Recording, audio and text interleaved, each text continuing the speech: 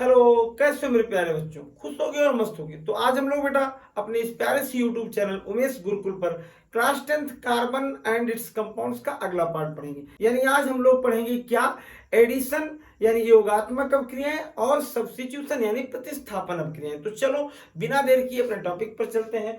सबसे पहली चीज ना कि योगात्मक अभिक्रियाएं किसे कहते हैं। देखो, पहले चैप्टर में हम लोगों ने पढ़ा था योगात्मक, लेकिन इसमें उसमें थोड़ा सा डिफरेंट है। क्या है कि वह अभिक्रियाएं जिसमें अनसेचुरेटेड यानी असंतृप्त यौगिक किसी अन्य पदार्थ के साथ, यानी वह रासायनिक अभिक्रियाएं जिनमें कोई असंतृप्त यौगिक अनसेचुरेटेड हाइड्रोकार्बन्स किसी अन्य पदार्थ के साथ, किसी अन्य कार्बनिक यौगिक के साथ जुड़कर एकल उत्पाद देता है, उसे हम लोग क्या कहते हैं? योगात्मक अभिक्रिया।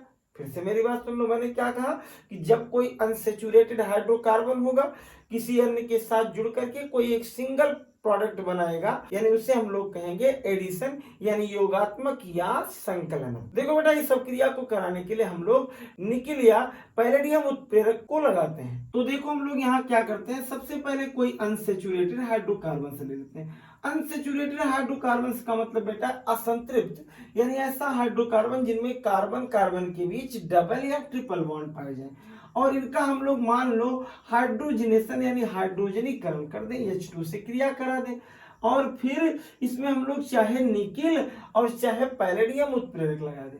देखो, इनकी उपस्थिति में ये दोनों क्या होती है, हाइड्रोजन इसमें आकर के यहाँ इजीली जुड़ जाता है। देखो, मैं आज बहुत ज्यादा इसकी पाई बॉन्ड या शिफ्टिंग की बात नहीं बताने वाला हूँ, क्योंकि यहाँ देखो क्या होता है, एक हाइड्रोजन इस पे आके जुड़ जाएगा। ध्यान से देखो, यहाँ एक डबल बॉन्ड है। जब ये हाइड्रोजन एक इस पे जुड़ेगा और एक हाइड्रोजन इस पे जुड़ेगा तो ये वाला बॉन्ड क्लेवेज हो जाएगा, ब्रेक हो जाएगा।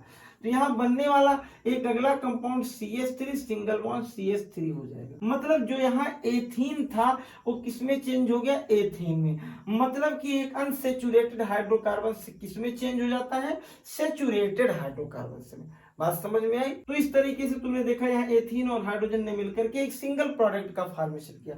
ऐसी अभिक्रियाओं को हम लोग बेटा योगात्मक अभिक्रिया कहते हैं। इसमें जो हाइड्रोजन का जुड़ना है ना, उस अभिक्रिया को अगर कोई ये कहे कि किसी रासायनिक अभिक्रिया में हाइड्रोजन की योग को क्या कहा जाता है, तो उसे हाइड्रोजनेशन यानी हाइड्रोजनीकरण कहा जाता है। मान लो पेपर में क्वेश्चन आ गया कि हाइड्रोजनीकरण क्या है, तो कह देना कि क्या हाइड्रोजन के संयोजन की अभिक्रिया को हाइड्रोजनीकरण कहते हैं। बात समझ में आई?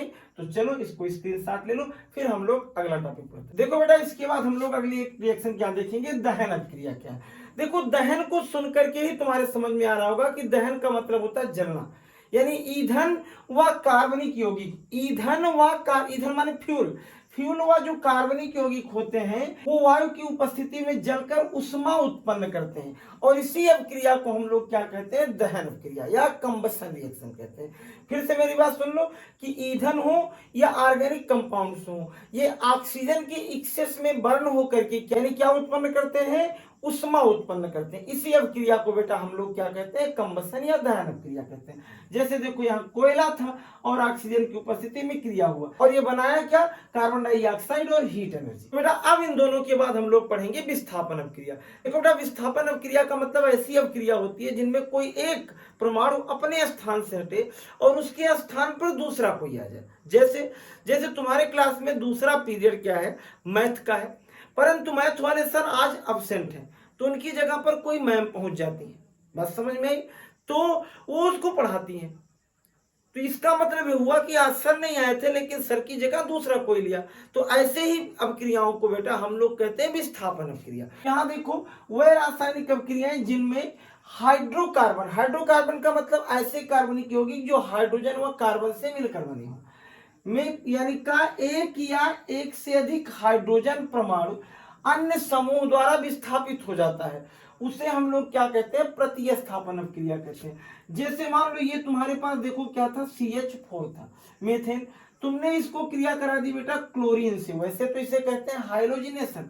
अब देखो, इनमें अगर क्या हुआ, सनलाइट की इफेक्ट में रिएक्शन होगा, एक Cl बेटा इसकी जगह पर आएगा और यहाँ से एक H निकल जाएगा, यानी यहाँ बनेगा क्या CH3Cl और एक H यहाँ का ले लूं और एक Cl यहाँ का मिलकर के बनाएगा HCl। जरा इसको स्ट्रक्चर में देख लो, जैसे ये तुम्हारा मेथेन था, यहाँ एक H, यहाँ एक H, यहाँ एक H, यहाँ, और ये तुम्हारा Cl था। अब ये वाले Cl दोनों आपस में मिलकर के निकल गए और ये Cl इसकी जगह आ गया। यानी Cl ने क्या किया, जैसे तुम्हारी मैम ने सर की जगह ली थी वैसे Cl ने क्या किया, हाइड्रोजन की जगह ले ली। तो देखो और हाइड्रोजन यहाँ से निकल गया, बना क्या, ये देखो H। ऐसी ही रासायनिक अभिक्रिया को हम लोग क्या कहते हैं, क्या कहते हैं, विस्थापन अभिक्रिया। एक इसी तरीके से और भी एग्जांपल देख ले, जैसे इसको फिर से उठा लो, यहाँ देखो CH3Cl था, फिर तुमने क्या किया, इसे Cl2 से रिएक्शन कराया, फिर एक हाइड्रोजन ले लो यहाँ से हट जाएगा और बन जाएगा CH2Cl2 और HCl। बात समझ में। अगर कोई और रिएक्शन कराएगा, फिर से एक बार इसी CH2 इस पर फिर से रिएक्शन करा दे, सब विस्थापन अभिक्रिया है। देख क्या रहे हो, एक हाइड्रोजन बार बार निकल रहा है और एक Cl बार बार जुड़ रहा है, तो यहाँ बन जाएगा CHCl3 और प्लस बन जाएगा HCl। तो ऐसी रासायनिक अभिक्रियाओं को हम लोग बेटा कहते हैं क्या, विस्थापन अभिक्रिया। इसको स्क्रीनशॉट ले लो और अगर अभी तक बेटा चैनल को सब्सक्राइब न किया हो तो कर दो। धन्यवाद, मिलेंगे अगले पार्ट में और नई वीडियो के